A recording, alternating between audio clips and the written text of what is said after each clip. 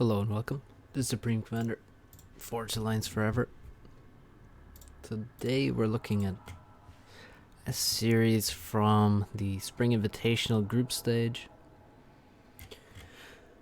And we have Petric over here playing Cybrant versus Paralon. Playing Seraphim, we're on the ditch.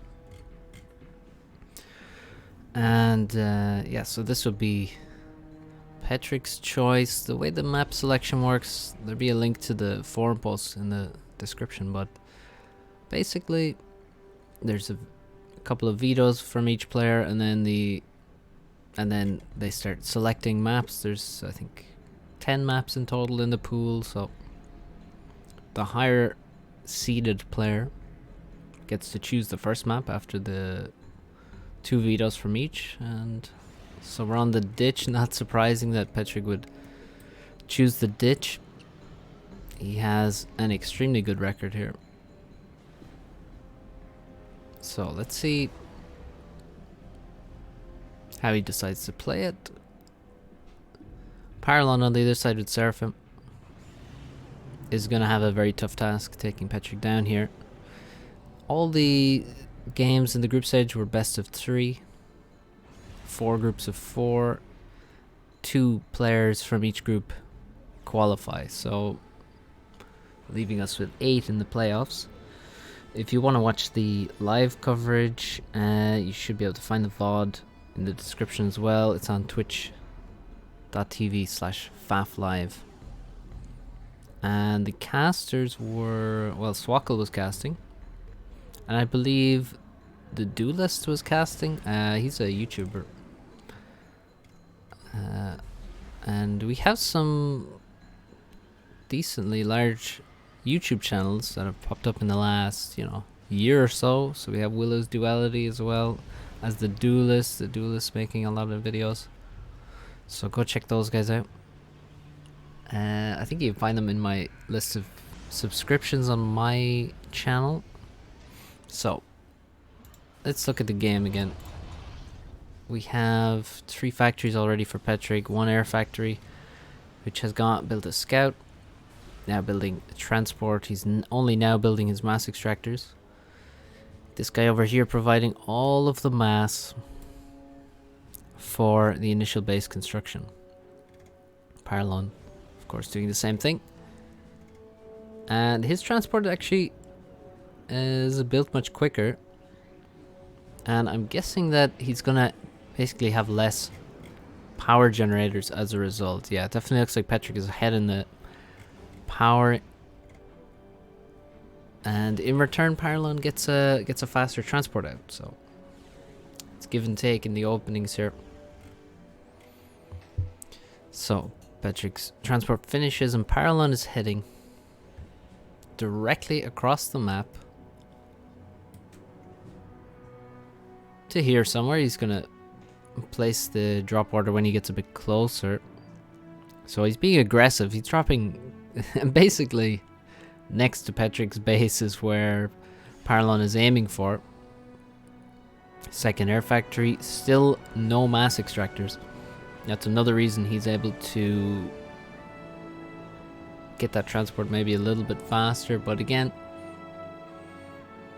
that's basically, we're seeing that Paralon is going to be behind in economy already. The eco lead starts early for Petric. He has sent his transport to the top side. Some engineers will be dropped here. Half of the 6. And then he'll carry on. Some here and in the corner as well. So trying to really spread his build power as much as possible. Paralon dropping 4. Yeah, that is 4. And 3 here. So making some use of the additional capacity of the Seraphim transport. Seraphim T1 can hold 8 T1 units as opposed to 6. And wow, that's a amazing bomber from Petric, which may just end all hopes of this drop working. And there's a transport gets shot down by a single inti here, and a bomber comes in and bombs these NGs. So there's two here, one still on the transport. Everything is dead. Paralon with 4 bombers now, 3 out on the map, 1 in the base. Petric with multiple bombers coming in after the other remaining engineers. Now, thankfully for Paralon, he actually had 1 and almost had completed the second factory, so he quickly makes some engineers out of this factory, finishes the next one, and now has engineers available to get a radar, anti-air, and can keep his drop alive basically. Similar story here, 1 and almost a second factory up, so engineer will come out and finish the second factory, and the show will go on. Good defensive bombing from Paralon on the top side. Good air defense to just prevent Petric from taking too much of the map quickly. Now, Petric already, before 6 minutes, he has T2 air and he's started a PGen, which is, well, it's very, very fast. Paralon, meanwhile, does not have his 4 base maxes, does not have his hydrocarbon.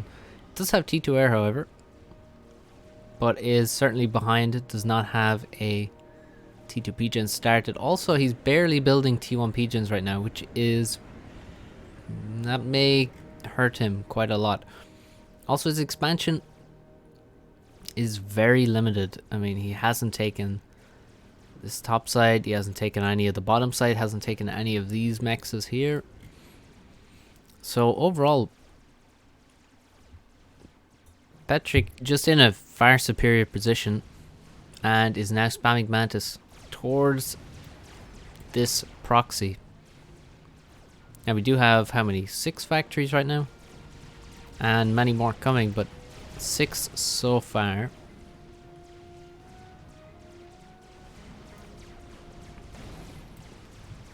We have a few land factories, but I mean, 2 of them are making engineers, so we only have 4 land factories making units. Another one making, oh, now it's making some Mantis, so I think we need additional factories from Petric here. He could also have walked his ACU, that might have been a very good option. Of course, the ACU only providing as much as 2 engineers here,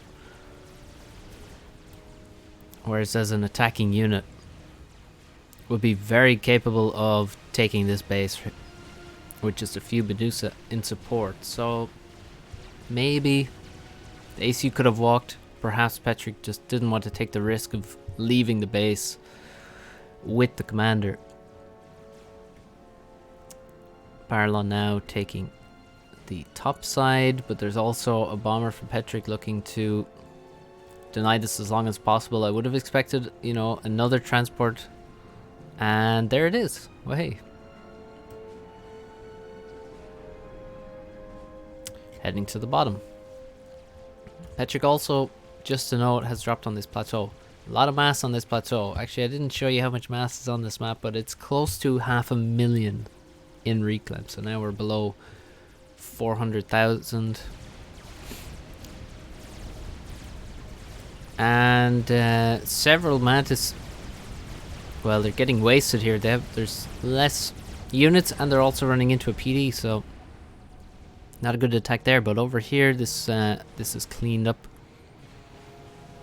And if we look at the total mass, 38k to 25, it's not very close at all. Petric with the huge mass lead. He's also just about to reach T3 air as we hit 9 minutes. Look, exactly 9 minutes flat he reaches T3 air, and Paralon is only just beginning at 9 minutes his T3 air factory.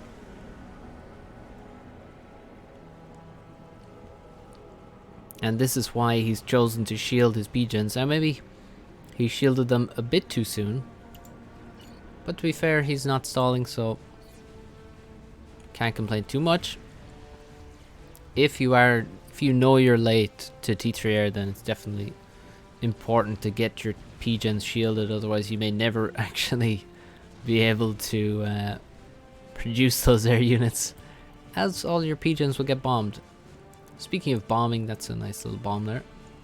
I think there's 5 kills on that bomber. So 2 NGs there. Paralon drops to the top now. He has this location also.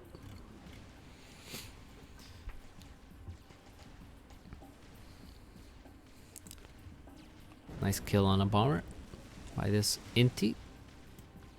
Petric also in middle. There's a lot of reclaim here to be taken. Paralon again behind in that aspect as well. Also Paralon with no navy whatsoever. So everything really looking good for Petric. However, if we look, okay, PD going up. I mean, there's not, well, this factory is idle. Like, there's just no units coming out. There's these factories were building tanks, but now they're building engineers. So we got that factory's idle also. There's just no units right now. Meanwhile, there's a proxy building T1 tanks, T1 artillery, and there's really no. I mean, this factory's idle. This one is idle. This one. So there's like one factory building Mantis, and there's, you know, how many factories building T1 land units? 14 factories. I mean, this one isn't finished. This one is at now at T2. Very, very late T2 land, it has to be said, but T2 land is finished nonetheless. On the front lines, maybe a TML could be used to get rid of that. Let's find a high-tech engineer and see how close. Yeah, from the base. And actually that also means that we should see TMD go up in Petric's base as well, because obviously if you can hit them with TML, they can hit you with TML. So also a lack of radar, I have to say.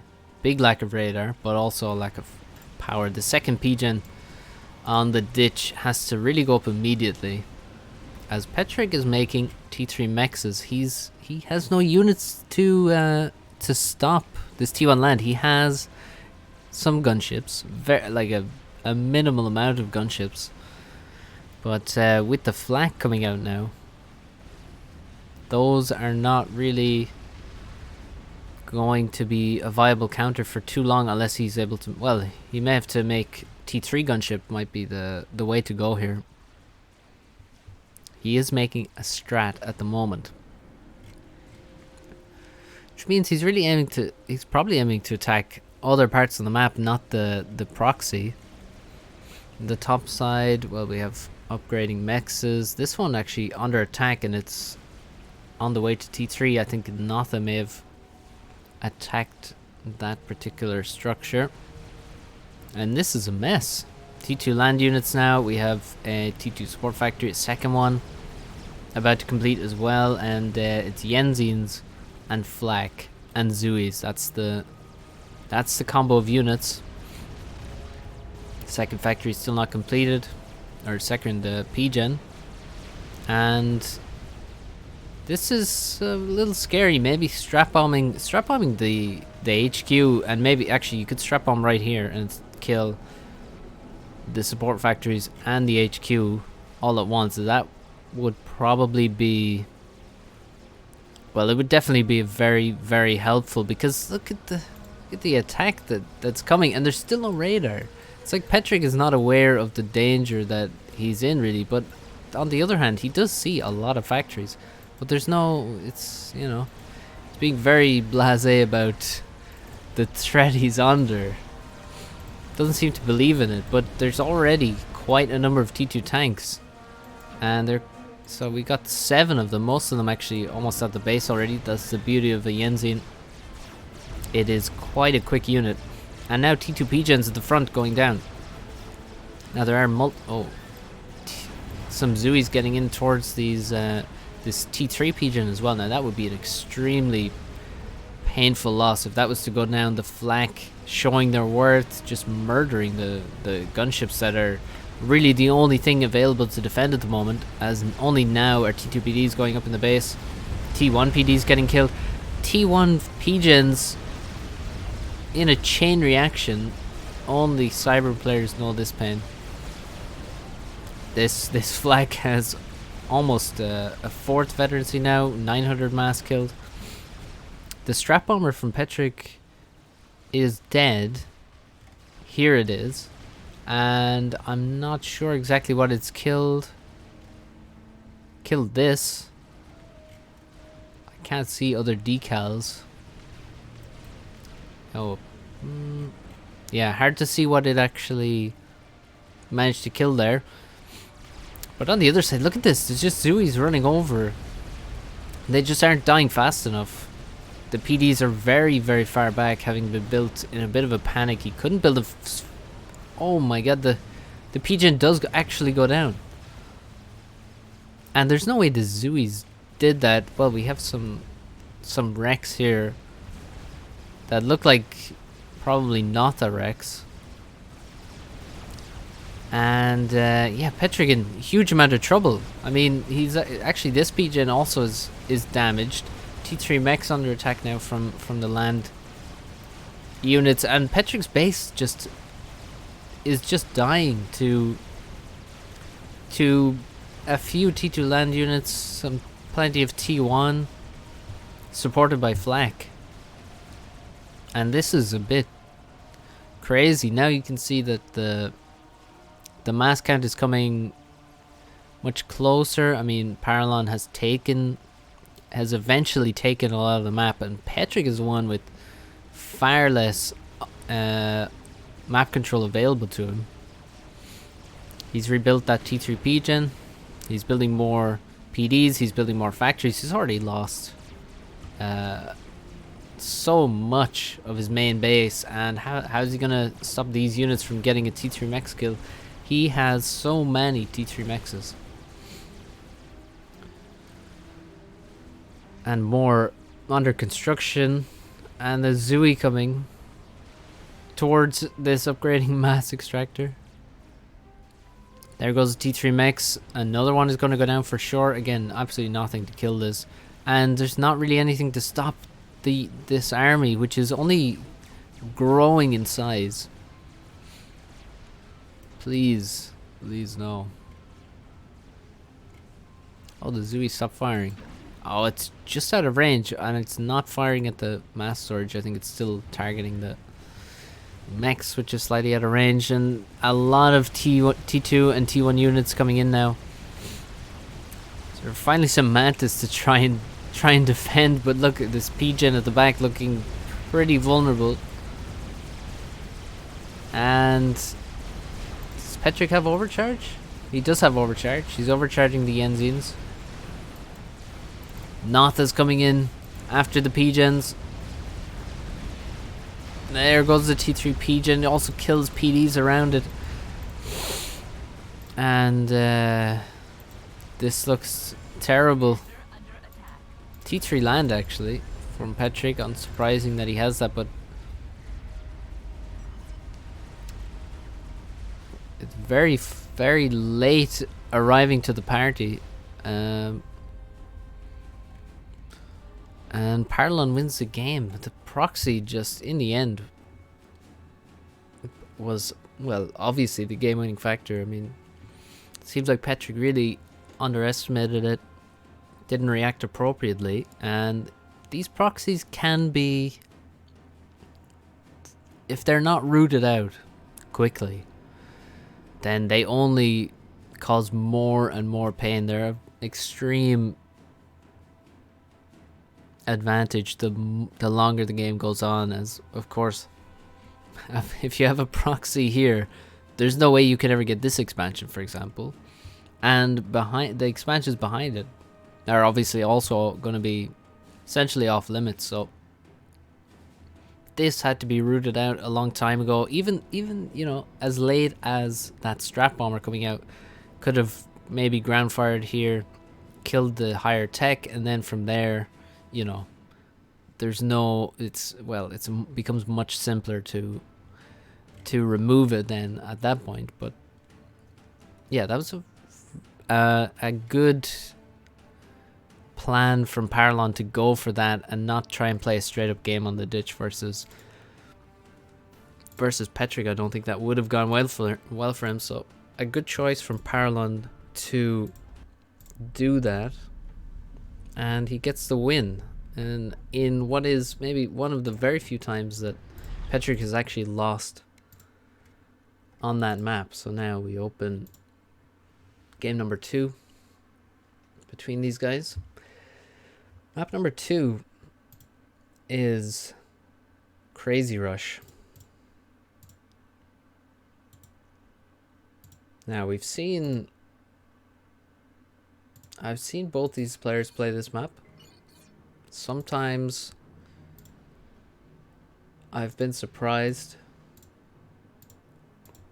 at how they decide to play the map. It seems like a map that would be very strong for Petric, although in the past I haven't really seen that from him. Maybe it doesn't suit him, or I don't have as good a read on what his gameplay is actually like as I would think. But in this matchup, no Cyberns, only Sarah. Both of them choosing Seraphim. Both of them have a lot of experience with Seraphim, and Seraphim has become a very popular faction in the past year or so, I guess. It's become very popular. Petric has always been, you know, a bit of a Seraphim player. So let's see how they approach the map. Already a scout out for Petric. And he really has to win this game to stay in the best of 3, of course. Paralon looking for a decent upset here. If he could win just one of the next 2 games. So Crazy Rush is Paralon's choice. Again, interesting choice to go for that against Petric. But we have seen Petric lose to Esperanto, I believe, on this map before. If I'm remembering correctly. Now, I can't remember exactly what tournament that was in, though. So, let's see. Now, these guys are the 2 top players from their group, so this series is a bit of a battle for the top seed out of the group, basically. Of course, if you finish top of your group, you're going to be against the second place player in another group. So the tank moves forward. The tank kind of stops. I mean, obviously the tank can't just run in because the ACU's there. The ACU can always just turn around and shoot the tank. So it's kind of strange. I'm not sure what the tank is for exactly.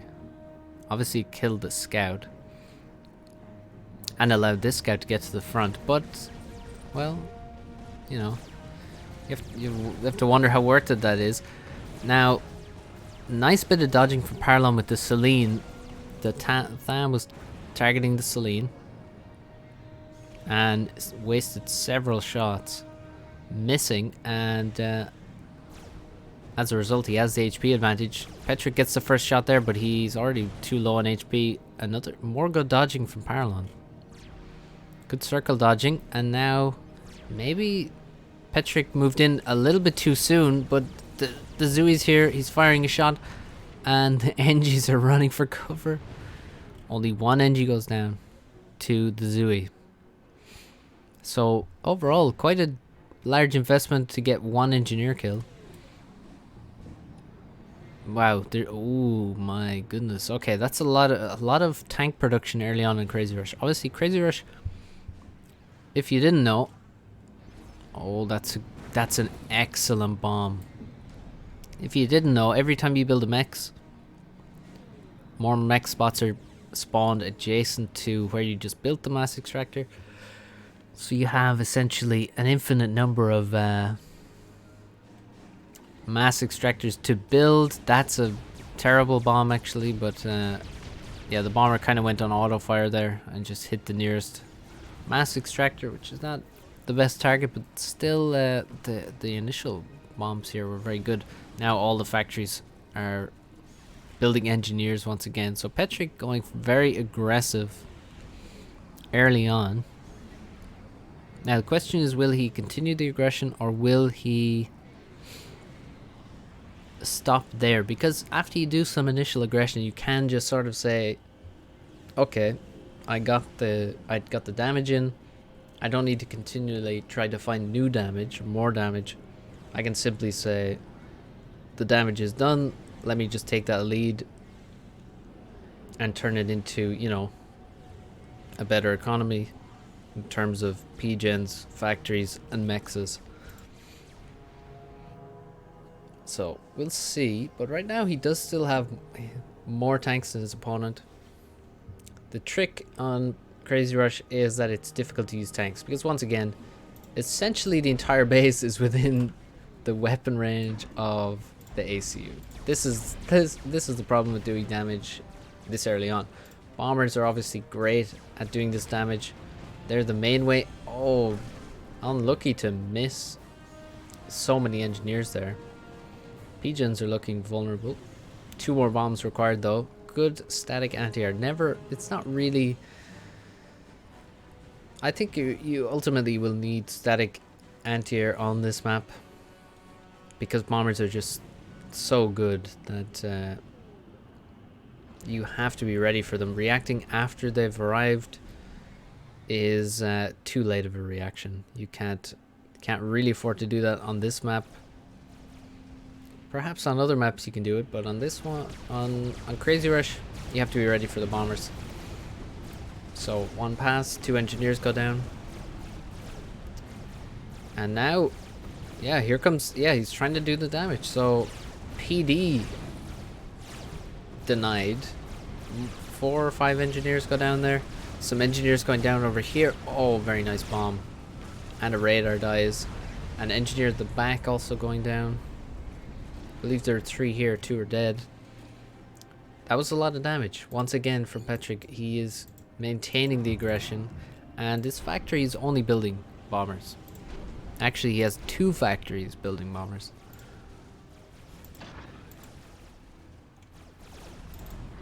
Paralon has 2 T2 mexes. Now the beauty, once again on this map, is upgrading mass extractors is extremely cheap because they have full adjacency to T1 mass extractors. So the drain for upgrading a T1 to T2 when it's surrounded is much lower. I don't know the exact percentage now, but if you look at the wiki, you will find the answers. And there goes a lot of mass extractors. How many? 1, 2, 3, 4, 5, 6, 7, 8, 9, 10, 11, 12 mexes just died there, I believe, to those bombers. And oh, there's even some upgrading mexes here. There's one. So that's a huge amount of damage. So Petric just being very aggressive. And again, attacking on the left side. Just no chill whatsoever. T2 Pigeon is started for Paralon. And he's just trying to survive at this point. Petric slightly ahead on the T2 Pigeon. He seems to have, well, he has a lot more space, that's for sure. He doesn't really seem to have many more factories by the looks of it. If we look here, what's that? 20 factories. 17 factories. Relatively similar. More bombers come in, but they don't manage to kill this upgrading mechs. But yeah, there's a lot of dead mass extractors, but still the 2 T2 mexes are alive, and they're going to be a huge help for Paralon. And now he's actually paused everything to finish he paused everything for a second there to finish the T2 Pigeon, just to help him along the way to finishing that, which is, well, it's not a bad move at all. Sometimes you just desperately need that one structure and it has to be finished. Generally it's a T2 or T3 pigeon, unsurprisingly. And yeah, pausing stuff for a second to get it is much better than suffering for longer. And the bombers keep coming, but there's more defenses now than there were before, and the bombers are not getting through completely. Have we lost the T2 mechs? I feel like there is 2 mechs next to each other. Oh yeah, no, we haven't. This one has actually finished upgrading, so we have 3 T2 mechs. Obviously we can see another advantage of the T2 mass extractors.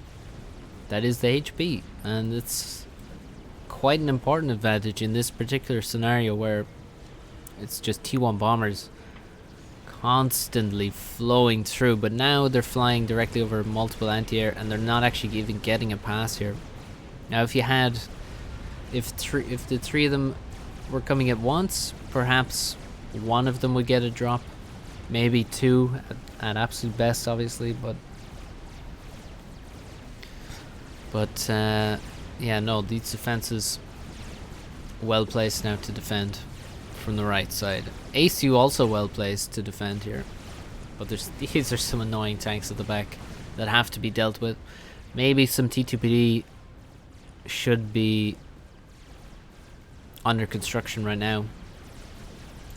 Because the map is completely flat, Seraphim PD is exceptionally good. It's already a very good PD, but suffers against uneven terrain, so Crazy Rush suits the Seraphim PD down to the ground. What are those? TMD? Yeah, nice TMD from Petric there. Very necessary structure on such a map. T2 artillery being built extremely far back for Petric. I mean, these aren't going to reach anything useful, but yeah, it's quite defensive actually. It's likely that if Paralon starts building PD or artillery, it's going to be, you know, at the front of his base. He can't get much further forward, so it seems strange to build these artillery pieces so far back, to be honest. Not really sure the thinking there. Maybe it's a misclick, I'm not sure. And Petric just keeps up the pressure. He's switched to Ilshis. He's spending all of his mass actually, which is pretty impressive. And he's got T2 air and Nothas are coming. That's what's coming next. T2 on the ACU also. More T2 P-gens and T3 land 80% of the way to completion. We have 21 Ilshis and about half of them, slightly more, on the front line. Where are the T2 PDs? Are there any? Well, there's 2 under construction, 3 under construction, but none actually finished. Now Petric arrives in range of T1 PDs. He's well, shooting into factories as well. Factories are excellent at blocking damage for the units standing behind them. Ilshis standing behind factories, going to be very difficult to kill, as they'll have more than double the HP essentially, as you'll have to break down the factory before you can break through the units. So very aggressive from Petric. That's an interesting MML here, raiding some mexes at arm's length. It's kind of funny, to be honest. And now some PDs go up. 2 of them. Well, one dead almost as soon as it's constructed. There's actually 2 more back here, and that will turn these fights into very inefficient ones. Petric should turn around now. You can see that all the reclaim on the map is in Paralon's base. None of it is on Petric's side of the map, so it's very unlikely that he's going to be able to take that mass, and it's very unlikely that he's going to get good trades while standing in range of T2B. So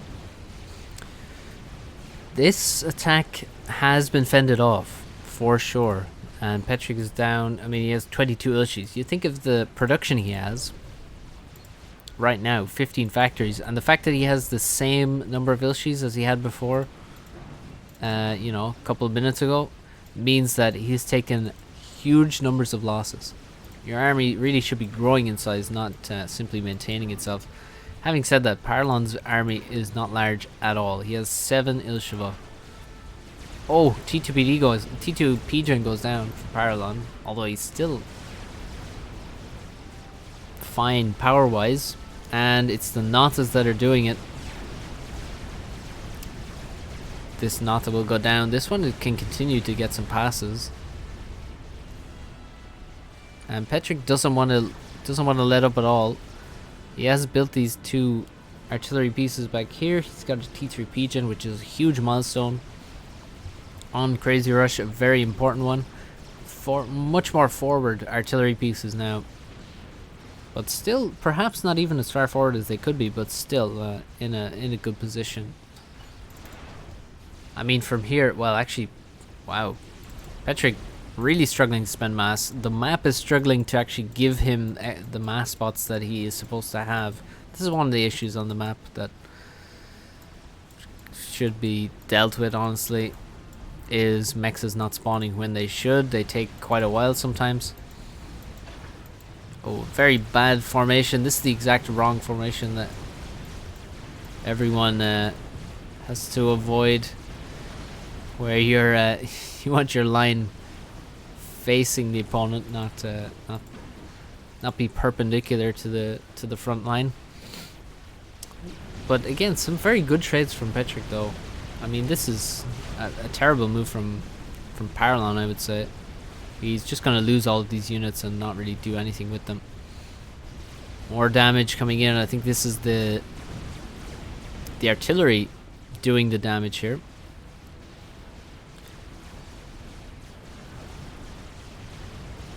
And now, yeah, more ambitious artillery placement here. Forward. Much more forward. And now we have a lot of T3 support factories here. So we got the T3 land factory here. Second Pigeon, third Pigeon coming up.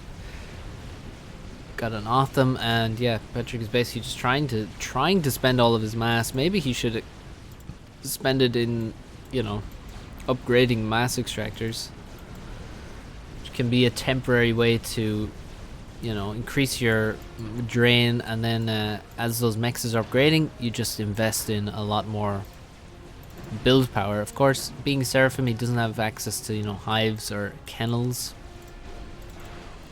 but yeah, more factories still could be built, and yeah, he is actually doing that with the T2 support factories, and he's using them to build T2 NGs. Here we have many T3 support factories just completing. That's going to be a big help in terms of production. He doesn't want to switch all of the T2 factories to T3 obviously straight away, because that's going to leave him with, well, essentially no unit production for perhaps over a minute while he's transitioning. So you really don't want to do that.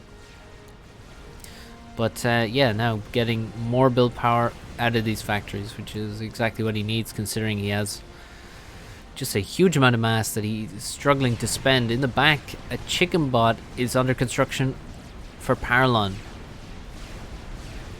and I think we might see the same thing from Petric. Yes, we are. That's why he's built these extra T3 engineers. That's where he's going to dump a lot of mass. He's got 3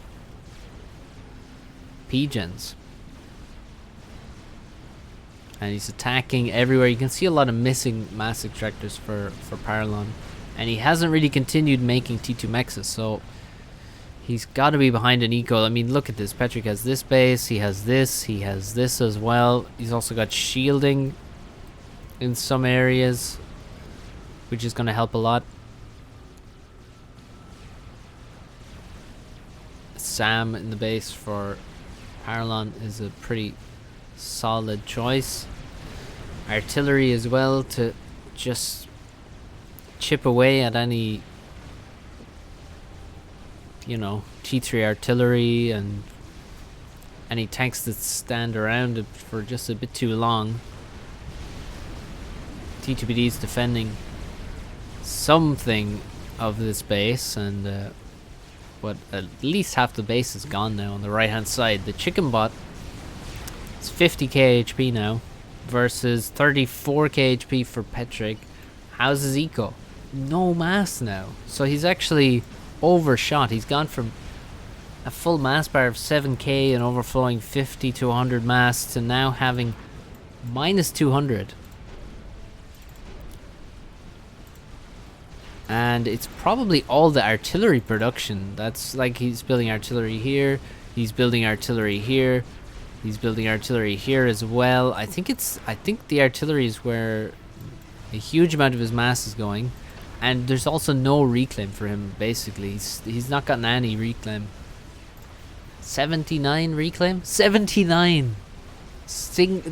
Double digit reclaim to 34,000. That's crazy. 79 reclaim. And his chicken bot is not finished. I think he needs to pause some stuff and get this chicken bot finished, because whatever he has, I mean, 26 autumns is a lot. However, these are unlikely to survive. I feel like the chicken bot is going to take these out. The artillery probably should target the chicken bot, the the larger chicken bot, and he needs to finish his own. And there we go. He has actually paused a lot of stuff here. Maybe he's upgrading mexes, but it doesn't look like it. He's just grabbed 2/3 of his base and paused it, or 1/3 of his base. Now he's finished his chicken bot.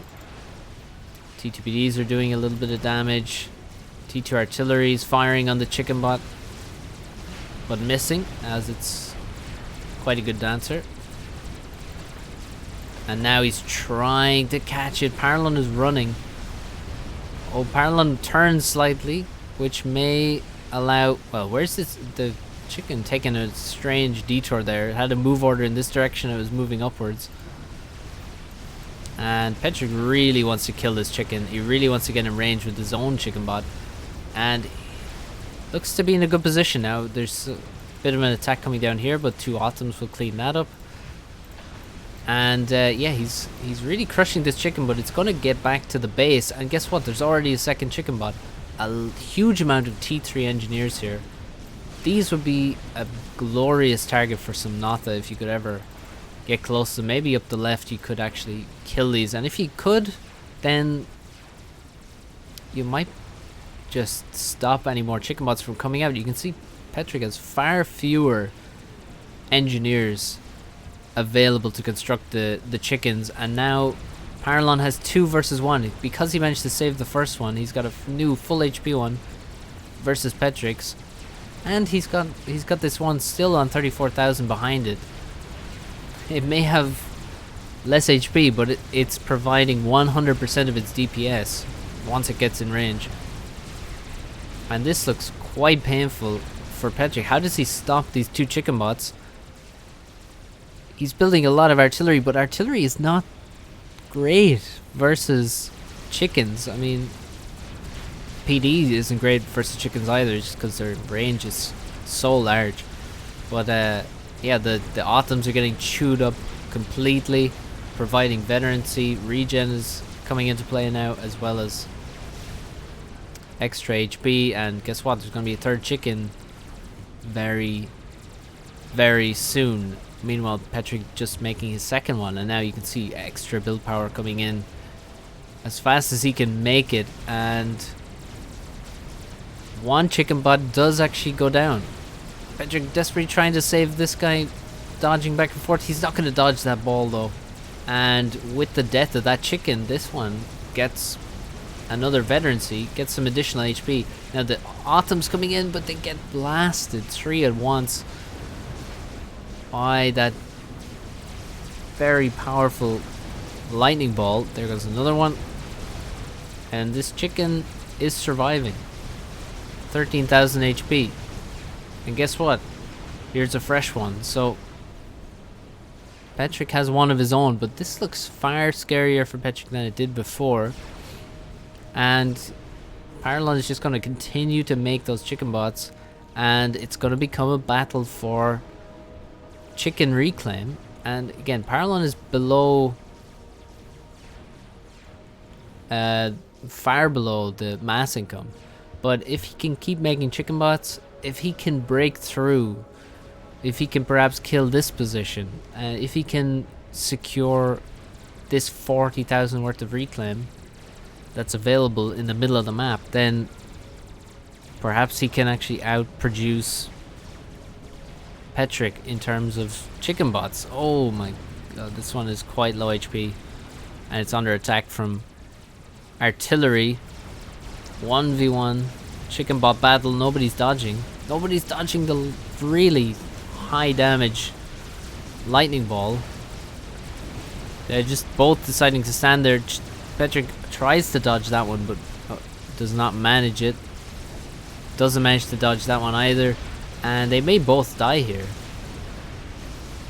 No, Petric survives, but it will very likely die in just a second once this death ball emerges. The Ion Storm takes it out, and now we have, well, to be honest, 2 chicken wrecks in a very much more favorable position for Petric than this one and this one here.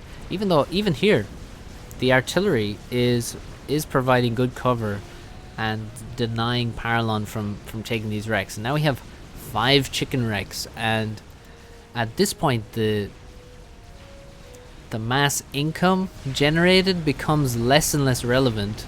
So although Petric has built up this lead in economy, that it becomes more and more about the reclaim that's just available on the map. 125k here, 131 in total, and like the vast majority of it is in these chicken wrecks. And it looks like Petric is the one with the control of it at the moment. However, he is still late in producing his next Ithota. He needs more T3 NGs. That's absolutely for certain. Paralon is not getting the better of Petric with the chicken bots. And now he's making instead an Awasa. That's his next idea. Wow, those Natas just got absolutely owned by the lightning tanks. This entire right hand side is dead now to air mostly, it seems. And the chicken bot on this side is going to take a walk towards a lot of artillery. It's already lost so much HP actually. Mainly to artillery, some to T2PDs. And just the control available to Petric from these artillery pieces is huge. He can hit almost the entire map with where his artillery is. And now he's pushing forward with his own chicken, seeing that Paralon's is out of position. He can just march forward, and with a considerable army, he's got mini chickens, we'll call them. He's got Othams. He's got shields, although those are kind of rushing ahead. But guess what? The Awasa is almost done. Paralon actually is going to finish it pretty quickly. He still has 400 mass income. He stopped building everything. His ACU is wondering, where can I possibly go? And so he's moving to the right as his chicken moves to the left, which actually seems like a sensible decision. Now, will he drop a bomb on this army? No, he won't even bother. He's flying directly across towards the enemy ACU, and Petric starts building shields. He has a T3 commander, which is absolutely essential. Oh! He just crashes in. He doesn't try to keep bombing, he just control Ks directly onto the ACU. He drops the bomb, and as soon as the bomb drops, he control Ks the Awasa and lands. He bombs the shield and he lands on the ACU with the Awasa and snipes Petric in an instant as he escapes just to the right of the army from Petric. And that is 2-0 to Paralon. quite an upset there, but only in the group stage. And that means that some poor guy that won his group is going to have to play against Petric in the quarterfinals. So good luck to him. And yeah, very enjoyable series. Petric perhaps, well, I mean, he still shows how strong he is. He's in a fantastic position in both of these games, but perhaps a little bit of ring rust is the problem. And Paralon found a couple of nice ways to pull a win out. So well played to Paralon and Petric. Thank you for watching. Hope you enjoyed, and see you soon for more coverage of the Spring Invitational hosted by Swackle. Tune in on Saturday to see the playoffs, and Sunday to see the third place match and the final. So see you then, guys. Goodbye.